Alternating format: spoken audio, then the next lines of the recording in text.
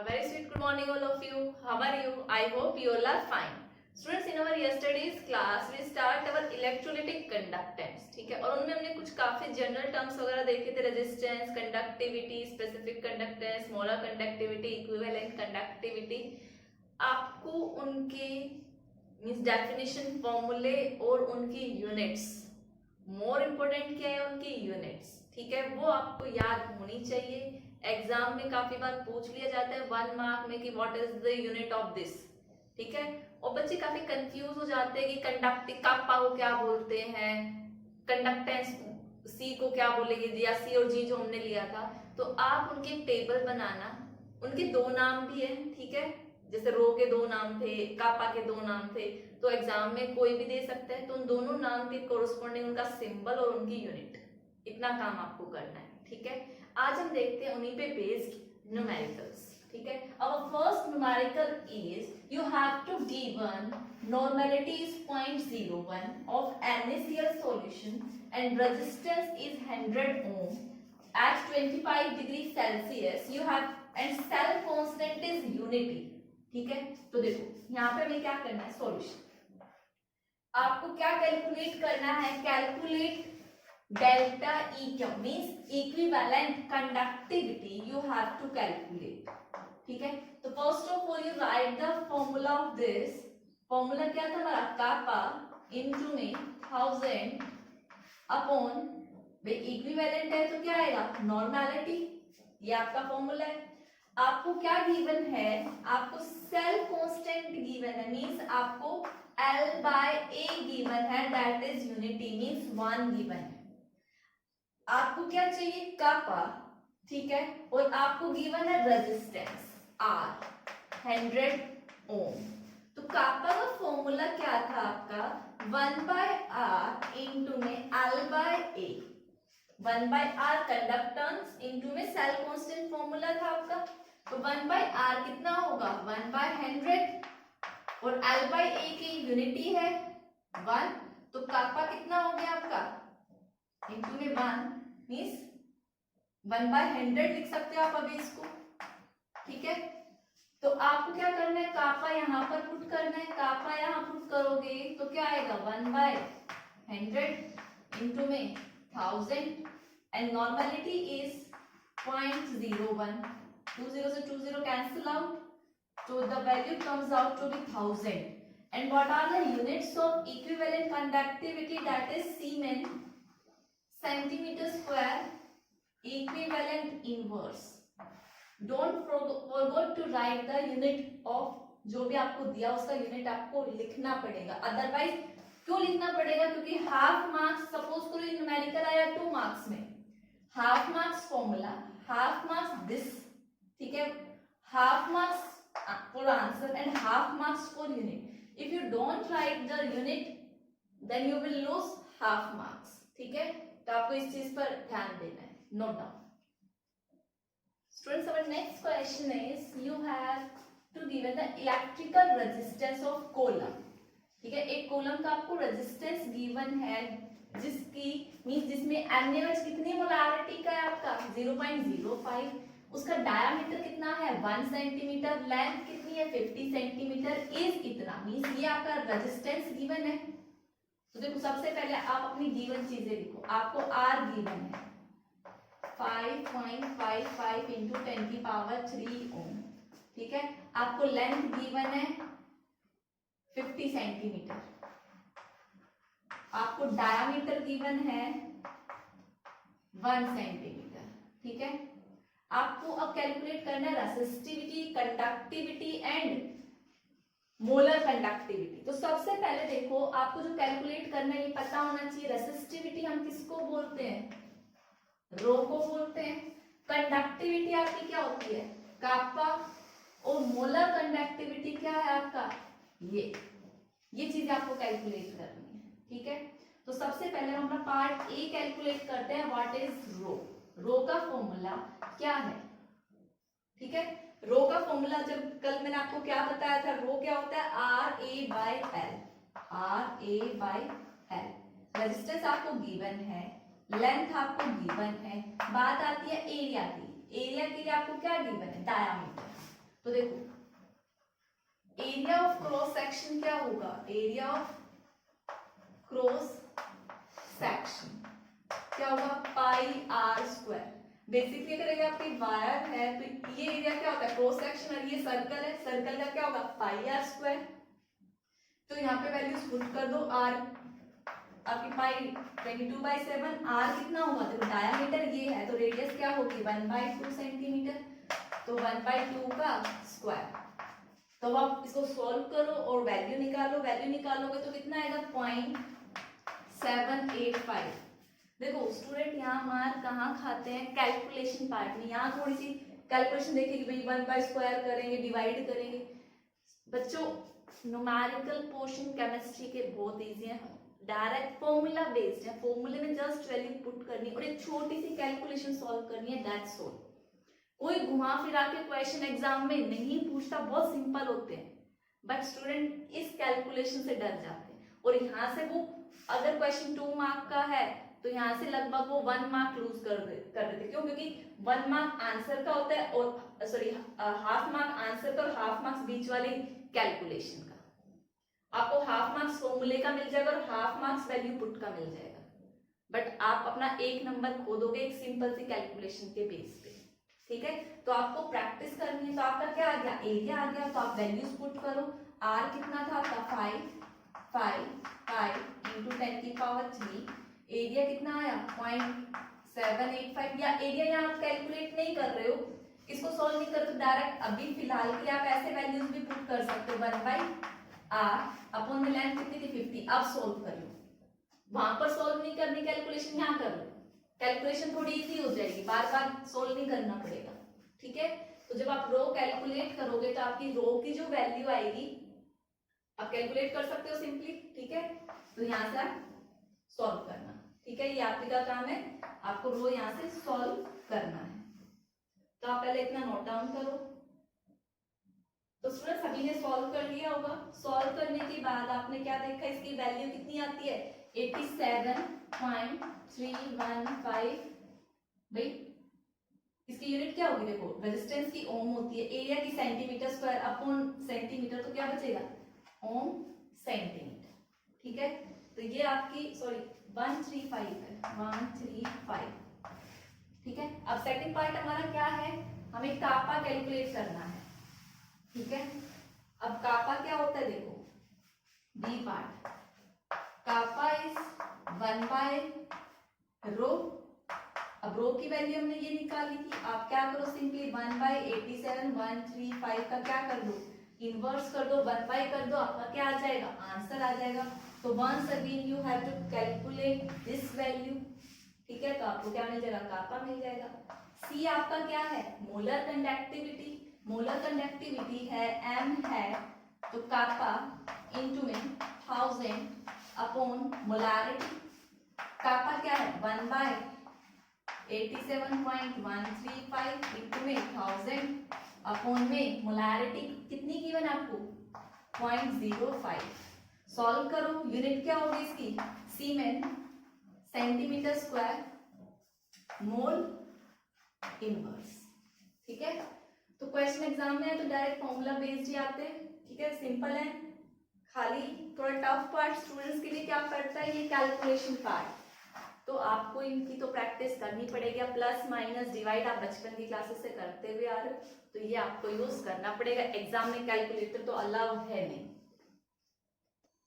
Students आप देखो काफी क्वेश्चंस में क्या आता है, सपोज करो आपसे पूछ लिया, आपको मोलैरिटी देके आपसे मोलर कंडक्टिविटी पूछी और इक्विवेलेंट कंडक्टिविटी, डाटा आपको मोलैरिटी के अकॉर्डिंग मोलर कंडक्टिविटी के अकॉर्डिंग गिवन है, तो आप इक्विवेलेंट कंडक्टिविटी कैसे निकालेंगे। मींस अभी हम इन दोनों में रिलेशन फाइंड आउट कर रहे हैं क्या है।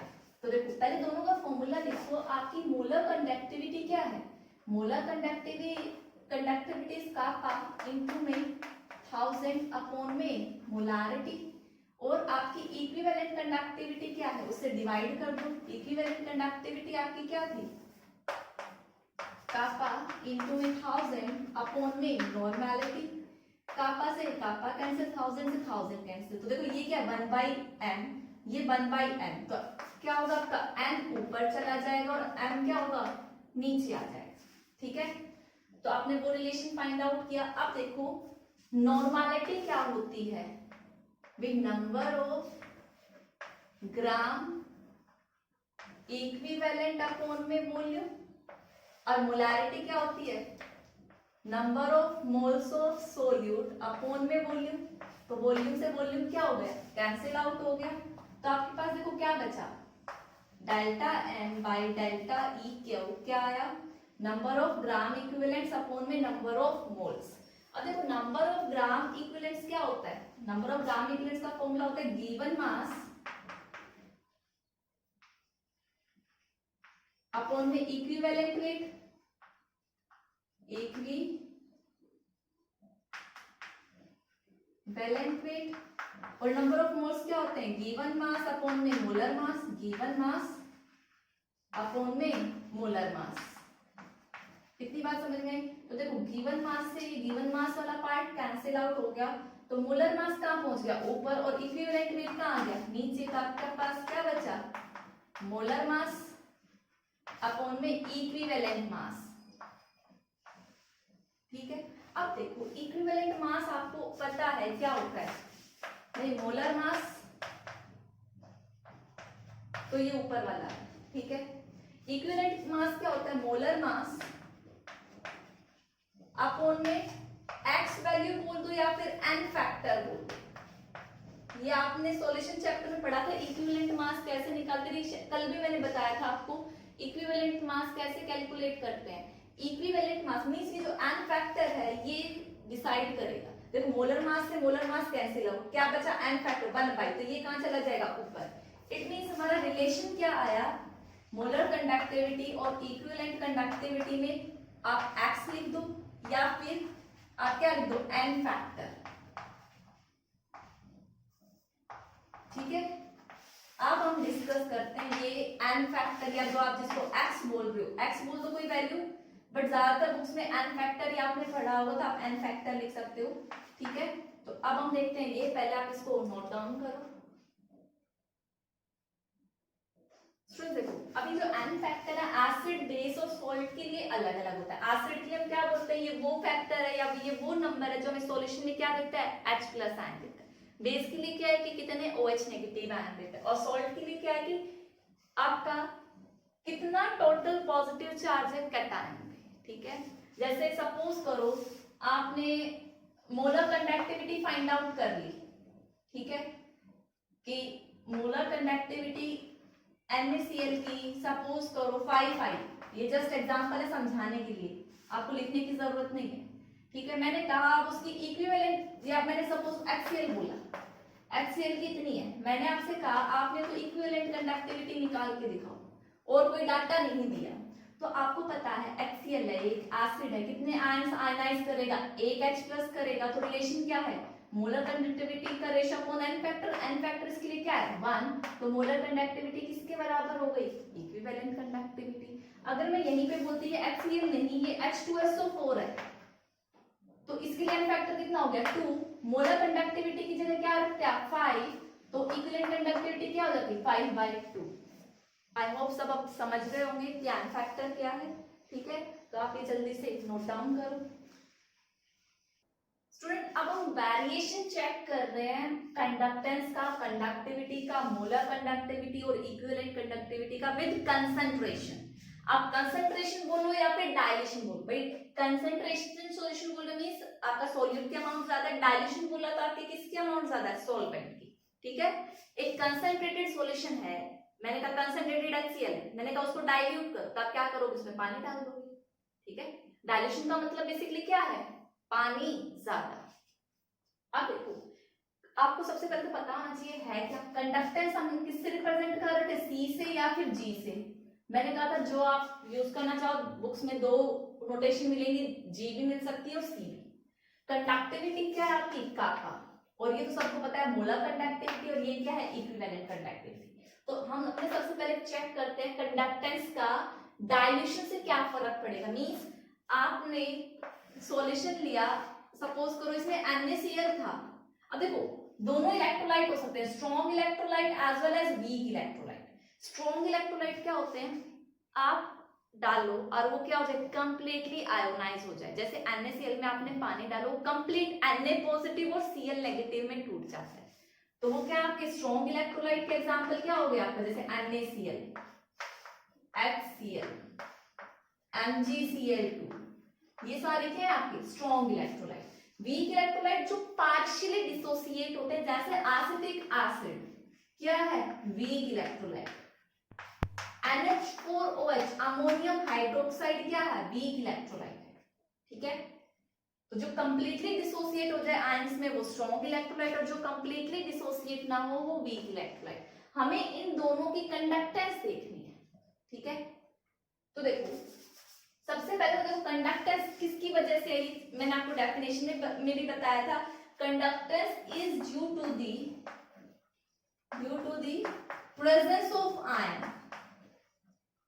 Presence of ion. भाई किस सॉल्यूशन में कितने आयंस प्रेजेंट हैं उससे क्या होगी कंडक्टेंस। ठीक है, जितने ज्यादा आयंस उतनी ज्यादा कंडक्टेंस। ठीक है, अब हमें इसका फर्क किस पे देखना है, डायल्यूशन पे फर्क देखना है। देखो चाहे स्ट्रॉन्ग इलेक्ट्रोलाइट हो चाहे वीक इलेक्ट्रोलाइट हो, आपने डायल्यूशन की है, मींस आपके पास सपोज करो ये NaCl सॉल्यूशन था 10 ml, आपने इसको कितना बना दिया 100 ml, आपने सिर्फ सॉल्वेंट की अमाउंट बढ़ाई, डाइल्यूशन बढ़ाई, तो डाइल्यूशन इंक्रीज की है, तो डाइल्यूशन इंक्रीज से बताओ क्या हुआ, वॉल्यूम इंक्रीज हुआ। ठीक है, वॉल्यूम इंक्रीज होने से क्या होता है, इनका डिसोसिएशन, नंबर ऑफ आयंस का जो टूटना होता है वो बढ़ता है। तो वो यहाँ से आप क्या बोलोगे, डाइल्यूशन इंक्रीज के साथ वॉल्यूम इंक्रीज, और वॉल्यूम इंक्रीज के साथ नंबर ऑफ आयंस जो प्रोड्यूस होंगे वो क्या होंगे, इंक्रीज करेंगे। तो आपकी इससे क्या होगी, कंडक्टेंस इंक्रीज होगी, कंडक्टेंस इंक्रीज होगी। क्यों, क्योंकि किसकी वजह से, due to the presence of ion. अब जितना ज्यादा पानी डालेंगे उतना Na पॉजिटिव और Cl नेगेटिव में टूटेगा, पानी नहीं होगा तो ये कम टूटेगा। क्यों, देखो अगर 10 ml पानी था, वॉल्यूम कम था, तो इनके बीच में स्ट्रॉन्ग फोर्स ऑफ अट्रैक्शन रहेगी, मूवमेंट नहीं होगी। पानी ज्यादा डालोगे तो डायल्यूशन ज्यादा होगा, Na पॉजिटिव और Cl नेगेटिव दूर दूर जाएंगे, तो नंबर ऑफ आयंस प्रोड्यूस हुए बेसिकली, और उनकी मूवमेंट से कंडक्टेंस। आई होप समझ में आया होगा। तो कंडक्टेंस इज इंक्रीज, क्या बोलोगे, कंडक्टेंस इंक्रीज होगी किसके साथ, विद डाइल्यूशन। और मैं बोलूं बताओ कंडक्टेंस कंसंट्रेशन के साथ कैसे, मींस आप डाइल्यूशन कम कर रहे हो तो क्या बोलोगे, कंडक्टेंस डिक्रीज होगी कंसंट्रेशन के साथ। आई होप सभी को समझ आया होगा, नोट डाउन। स्टूडेंट देखो देखने पे अगर हम देखें तो कंडक्टिविटी हमें क्या लगेगा कि जैसे कंडक्टेंस बढ़ रहा है तो कंडक्टिविटी भी क्या होनी चाहिए, डायल्यूशन के साथ बढ़नी चाहिए, बट होता इसके एकदम रिवर्स है। देखो भाई कंडक्टिविटी की मैं पहले डेफिनेशन बताती हूँ जो हमने कल डिस्कस की थी, वो समझो। कंडक्टिविटी का फॉर्मूला था 1/r L/A। ठीक है, 1/r को हम क्या बोलते हैं, कंडक्टेंस, बेसिकली कंडक्टेंस, और इसको क्या बोलते थे हम, सेल कांस्टेंट। ठीक है, तो देखो हम कंडक्टिविटी को कंडक्टेंस के बराबर कब बोल सकते हैं, जब ये वाली चीज 1/1 हो जाए, मींस आप ये बोलो कि लेंथ भी क्या हो जाए 1 सेंटीमीटर हो जाए, और एरिया क्या हो जाए 1 सेंटीमीटर स्क्वायर हो जाए। तो देखो एरिया को अगर आप लेंथ से मल्टीप्लाई करो 1 सेंटीमीटर स्क्वायर इंटू 1 सेंटीमीटर, तो क्या हो गया आपका 1 ml बन गया, 1 सेंटीमीटर क्यूब बन गया। इतनी बात समझ में आई। देखो कंडक्टेंस क्या है, किसी भी सॉल्यूशन में कितने आयंस प्रेजेंट है उनकी वजह से होती है, लेकिन जो आपकी कंडक्टिविटी है वो क्या है कि 1 ml सॉल्यूशन में कितने आयंस की कंडक्टिविटी है, वो आप कापा को कंडक्टेंस के बराबर बोल सकते हो, लेकिन कब, जब आप इलेक्ट्रोलाइट कितना लो 1 ml। अदरवाइज तो फॉर्मूला क्या है, कंडक्टेंस इनटू में सेल कांस्टेंट। हमने सेल कांस्टेंट को यूनिटी बनाना है, वो कब होगा, जब आपका लेंथ 1 सेंटीमीटर और एरिया 1 सेंटीमीटर स्क्वायर, तो वॉल्यूम कितना हो गया 1 ml। तो आप कंडक्टिविटी क्या बोल सकते हो, conductivity is equal to conductance. कब, जब आपका 1 ml इलेक्ट्रोलाइट और उनकी वजह से जो आयंस प्रोड्यूस करेंगे कंडक्टेंस, वो किसके बराबर होगी, कंडक्टिविटी। सपोज करो भाई ये सॉल्यूशन का पूरा कंप्लीट, हमें नहीं पता कितना, इसमें ये आयंस थे 4, ठीक है, ये 5 कितने हो गए, 6 बना दिए मैंने, ठीक है। तो मैं इस सॉल्यूशन की क्या कैलकुलेट कर सकती हूँ, कंडक्टिविटी कैलकुलेट कर सकती हूँ। लेकिन देखो अगर इस सॉल्यूशन की कंडक्टेंस बतानी है तो मैं क्या लूंगी, इस एरिया में 1 ml सॉल्वेंट लूंगी, कोई भी 1 ml एरिया, और उसमें कितने आयंस प्रेजेंट होंगे, उनकी वजह से जो कंडक्टिविटी होगी वो मेरा क्या होगा, कापा होगा, ठीक है। तो देखो भाई आप डायल्यूशन करोगे तो आप वॉल्यूम बढ़ा रहे हो, वॉल्यूम बढ़ाने से ये जो 6 मॉलिक्यूल थे ये क्या हो जाएंगे, और दूर दूर हो जाएंगे, ठीक है। तो जो पर यूनिट वॉल्यूम में कितने आयंस आ रहे हैं वो डिक्रीज हो गए या नहीं हो गए। जब per unit volume means 1 ml में आयंस, भाई आयंस तो 6 है, डायल्यूशन से तो आप सिर्फ वॉल्यूम बढ़ा रहे हो। पहले 6 आयंस इतने में थे, अब 6 आयंस इतने में हैं, वो दूर दूर चले गए, तो आप बोल सकते हो 1 ml एरिया में जो डेंसिटी है आयंस की मिलने की वो कम हो गई, ठीक है। भाई सपोज करो आप एक रूम में 10 बंदे हो तो फाइंड आउट डेंसिटी ज्यादा है, बट मैंने पूरे ग्राउंड में 10 बंदे छोड़ दिए तो मैं बोलूं कि 1 सेंटीमीटर स्क्वायर में आप बताओ कितनी एक आदमी के मिलने की पॉसिबिलिटी है, कम हो जाएगी। जबकि जब वो एक रूम में बंद थे तो पॉसिबिलिटी क्या थी, ज्यादा थी। तो वही केस है, ठीक है। तो देखो मींस आपने डायल्यूशन से क्या किया है, जब आपने डायल्यूशन किया,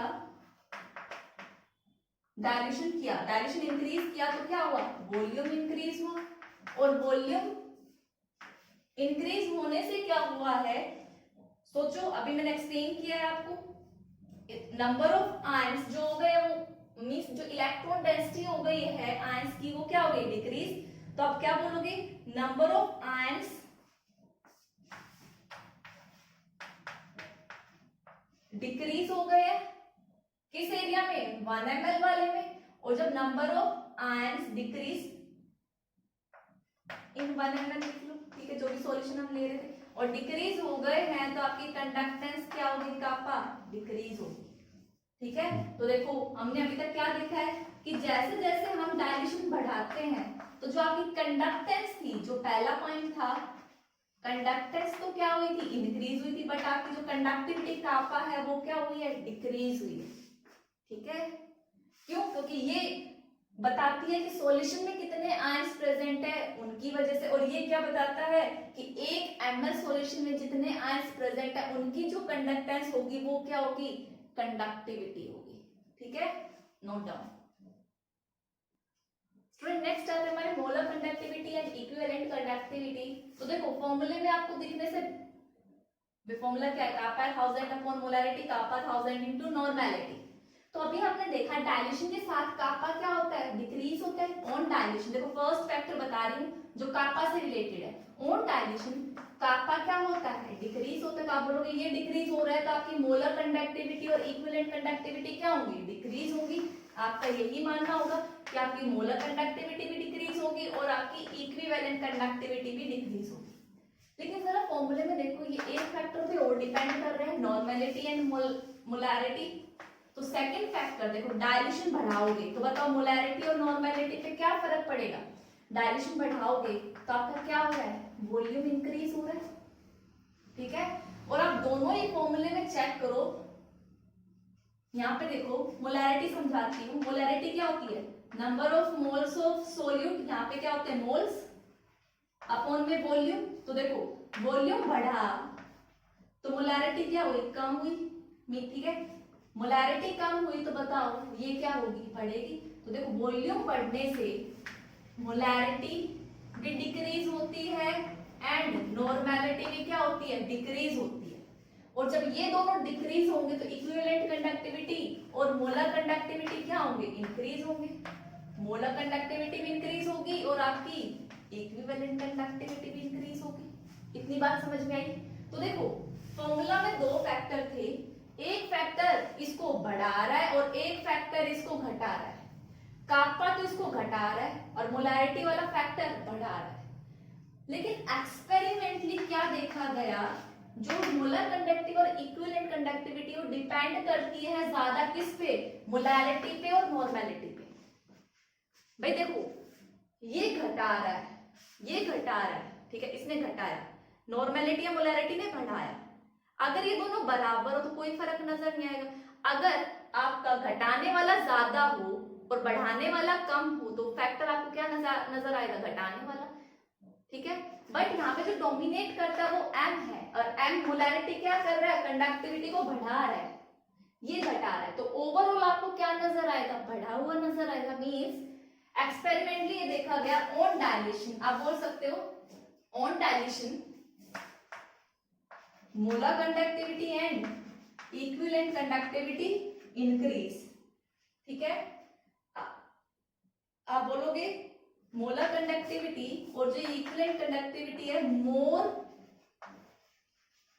depends on molarity and normality, और मोलैरिटी नॉर्मेलिटी में ज्यादा डिपेंड कर रही थी, ये तो इस फैक्टर को इंक्रीज कर रहा है। ठीक है, नोट डाउन। तो स्टूडेंट ये समरी है कि डायल्यूशन के साथ, डायल्यूशन इंक्रीज कर रहे या फिर बोलो कंसंट्रेशन कम कर रहे, कंसंट्रेशन कम होने का मतलब क्या है, डायल्यूशन का बढ़ना, एक ही बात है। ये करने से कंडक्टेंस बढ़ती है, बट कंडक्टिविटी जो कापा है वो डिक्रीज होता है, इक्विवेलेंट और मोलर बढ़ता है। ठीक है, तो ये कंक्लूजन है, तो आप इसको नोट डाउन करो। स्टूडेंट देखो, अभी हमने देखा डायल्यूशन के साथ में समझा, जैसे डायल्यूशन बढ़ाते हैं आपकी मोलर कंडक्टिविटी और इक्विवेलेंट कंडक्टिविटी इंक्रीज होती है।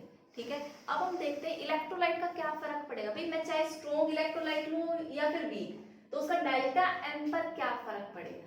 ठीक है भाई, इतना तो पता है डायल्यूशन होगी तो डेल्टा एम इंक्रीज होगा, लेकिन स्ट्रॉन्ग इलेक्ट्रोलाइट में कैसे इंक्रीज होगा, वीक में कैसे इंक्रीज होगा, ये अलग है। ठीक है, इंक्रीज दोनों में होना है बट रीजन अलग है, तो वो देखो। पहला केस ले लियो मैं स्ट्रॉन्ग इलेक्ट्रोलाइट। ठीक है, strong electrolyte like NaCl, KCl, HCl जो कंप्लीटली डिसोसिएट हो जाते हैं। ठीक है, तो देखो इसका जब रिलेशन देखा गया तो देखा गया कि जो ये डिपेंड करते हैं या जो दी गई इक्वेशन वो किस पे है, स्ट्रॉन्ग इलेक्ट्रोलाइट का। तो पहली बात आप मानते हो जो डिग्री ऑफ डिसोसिएशन है अल्फा है वो क्या होता है, 100% होता है, कंप्लीट टूटते हैं। ठीक है, और इनका वेरिएशन कौन से इक्वेशन से दिया गया, Debye Huckel Onsager equation, Debye Huckel Onsager equation. ठीक है, स्पेलिंग एक बार चेक कर लेना। अब देखो Debye Huckel Onsager क्या बोलता है कि जो मोलर कंडक्टिविटी है delta M at any concentration, देखो सी है तो एट एनी कंसंट्रेशन नहीं भी लगाओगे तो भी उसका मतलब वही है। कैसे डिपेंड करता है, मींस इसकी इक्वेशन है molar conductivity at infinite dilution minus A under root C. ठीक है, यहाँ पे डेल्टा एम आपका क्या है, मोलर कंडक्टिविटी, मोलर पे डेल्टा एम है, एम लिखा है molar conductivity at any concentration, हमें नहीं पता कौन सी कंसेंट्रेशन, लेकिन ये जो है ये क्या है, एट इनफाइनाइट डायलेशन, ये क्या है मोलर कंडक्टिविटी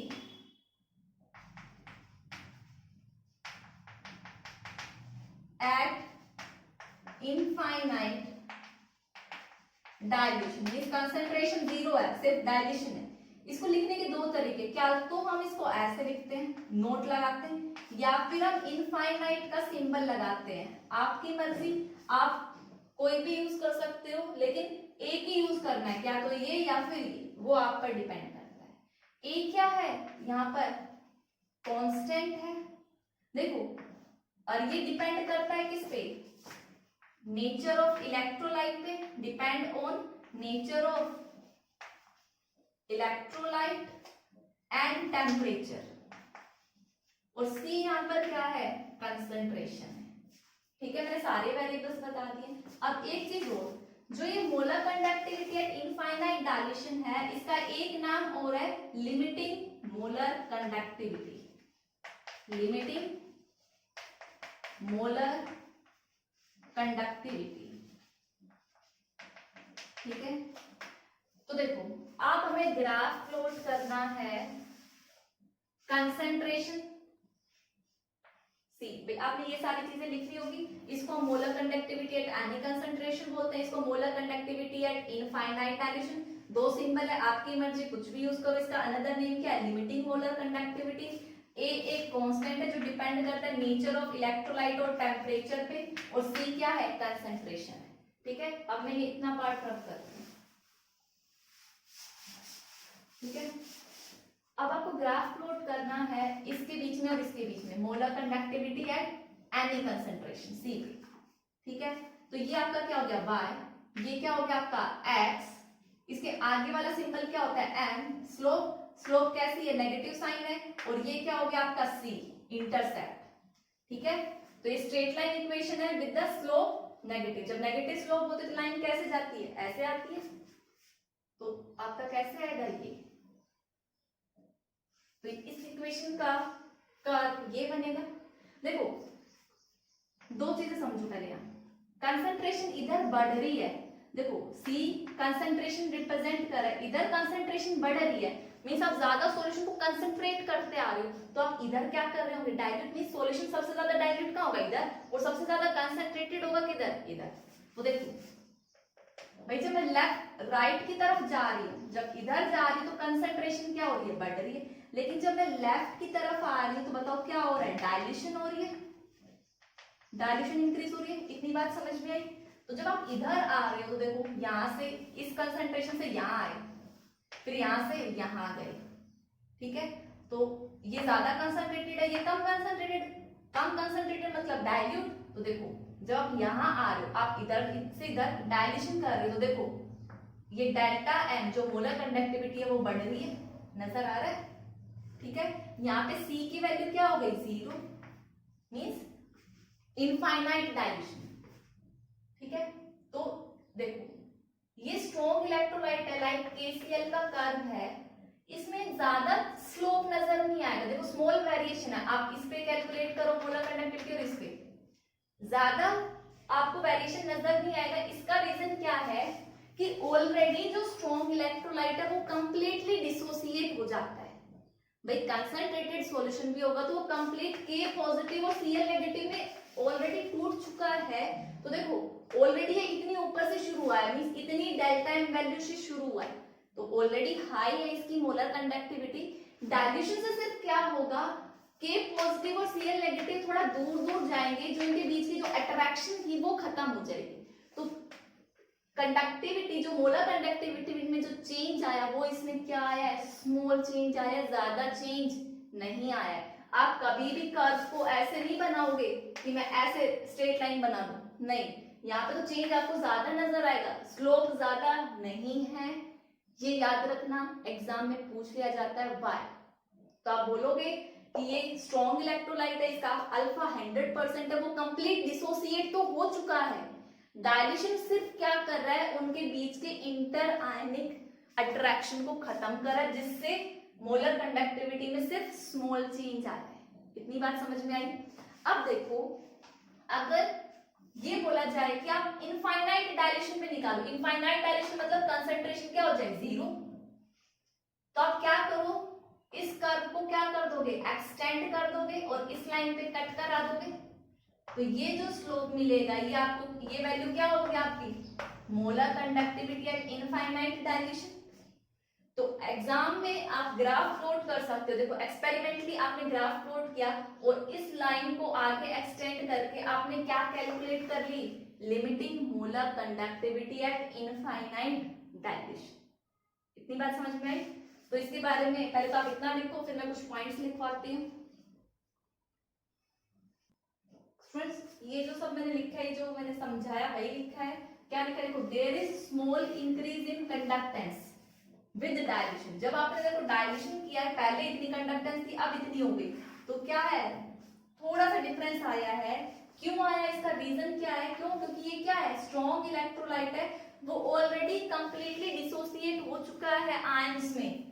तो वो जो आयंस हो गए वो क्या हो गए हैं, कांस्टेंट। डायल्यूशन में भी आयंस क्या रहते, उतने ही रहते हैं, बट डायल्यूशन से सिर्फ क्या होगा, उनके बीच का अट्रैक्शन खत्म होगा, जिससे वो दूर चले जाएंगे और क्या होगी, कंडक्टेंस इंक्रीज, इसलिए थोड़ी सी इंक्रीज हुई है। ठीक है, और बेस्ट पार्ट क्या है, इससे हम क्या कैलकुलेट कर सकते हैं, लिमिटिंग मोलर कंडक्टिविटी, या फिर बोल सकते हो molar conductivity at infinite dilution. आप इसको नोट डाउन करो। फिर हम देखते हैं फॉर वीक इलेक्ट्रोलाइट। स्टूडेंट्स देखो, जो हमने डी बाई हफ्तल-होमसैगर इक्वेशन थी वो सिर्फ स्ट्रॉन्ग इलेक्ट्रोलाइट्स पे एप्लीकेबल है, वीक इलेक्ट्रोलाइट्स पे एप्लीकेबल नहीं है, तो वो कांसेप्ट वहीं खत्म हो गया। अब देखो वीक इलेक्ट्रोलाइट के लिए जहाँ पर डिग्री ऑफ डिसोसिएशन है वो बहुत स्मॉल होता है, मींस मान लो लगभग 5% के आसपास, ठीक है। कहने का मतलब ये है, स्ट्रॉन्ग में 100% था, यहाँ पे 5% मान लिया, ठीक है। तो देखो मींस अगर मैं इसका कर्व देखूं तो देखो इधर वही √c और इधर आपकी मोलर कंडक्टिविटी। इसका कर्व देखो, जब कंसंट्रेशन बहुत ज्यादा है तो मोलर कंडक्टिविटी तो कम है, उसका ग्राफ मैंने हाइट से शुरू किया था, इसका मैं यहाँ से शुरू कर रही हूँ। लेकिन जैसे जैसे आप डायलेशन बढ़ाओगे और जब आपने बहुत ज्यादा डायलेशन कर दी तो देर अब्रप्ट इंक्रीज आता है, सडन इंक्रीज आता है। अब इसका रीजन क्या है वो देखो, और याद रखना ये लाइन कभी भी इसको क्रॉस नहीं करती, इसके अब पैरेलल चलेगी, ठीक है। तो देखो भाई आप यहाँ पे थे, कंसंट्रेशन ज्यादा थी, थोड़ा थोड़ा डाइल्यूट करते रहे, और जब आप ऑलमोस्ट किसके बराबर, आप देखो यहाँ पे आपने बहुत ज्यादा डाइल्यूट कर दिया तो एक सडन इंक्रीज के साथ मोलर कंडक्टिविटी बढ़ गई। जबकि स्ट्रॉन्ग में क्या था, डाइल्यूशन के साथ ज्यादा चेंज नहीं आता, बट वीक में क्या होता है, बहुत ज्यादा चेंज आता है। रीजन क्या है कि स्ट्रॉन्ग में तो ऑलरेडी वो डिसोसिएट हो चुके थे आयंस में, बट वीक में क्या होते हैं वो पार्शियली डिसोसिएट, और जैसे आप डाइल्यूट करते हो, डाइल्यूशन इधर से इधर हो रही है, जैसे आप डाइल्यूट करते हो कंप्लीटली डिसोसिएट हो जाते हैं आयंस में, ठीक है। तो आप क्या बोलोगे, आपने जैसे डाइल्यूशन इंक्रीज किया तो वॉल्यूम बढ़ा, और वॉल्यूम बढ़ने से अल्फा सडन इंक्रीज हो गया। अब जब अल्फा बढ़ गया तो नंबर ऑफ आयंस बढ़ जाएंगे, डिग्री ऑफ डिसोसिएशन टूट गए तो नंबर ऑफ आयंस क्या कर गए, इंक्रीज, और आयंस इंक्रीज कर गए तो मोलर कंडक्टिविटी भी क्या हो गई, बढ़ गई। इतनी बात समझ में आई। तो यहाँ पे अब्रप्ट चेंज आया है।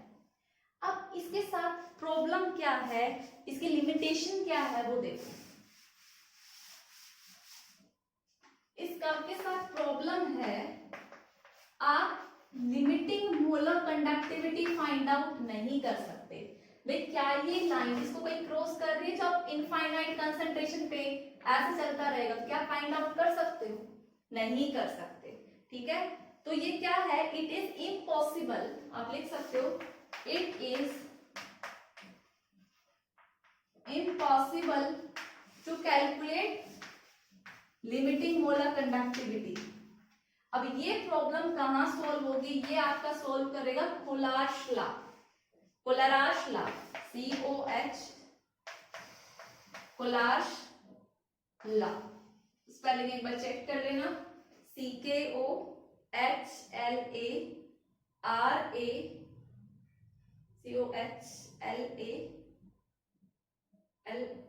आएगा,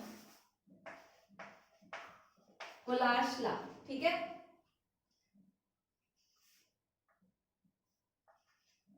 अब नेक्स्ट क्लास में हम यही देखेंगे कि कोलार्श लॉ कैसे हेल्प करता है वीक इलेक्ट्रोलाइट के लिए to find out limiting molar conductivity. Strong के लिए तो हम कर सकते थे ग्राफ से, बट वीक के लिए नहीं कर पाए, इसके लिए हेल्प करेगा कोलार्श लॉ, ठीक है।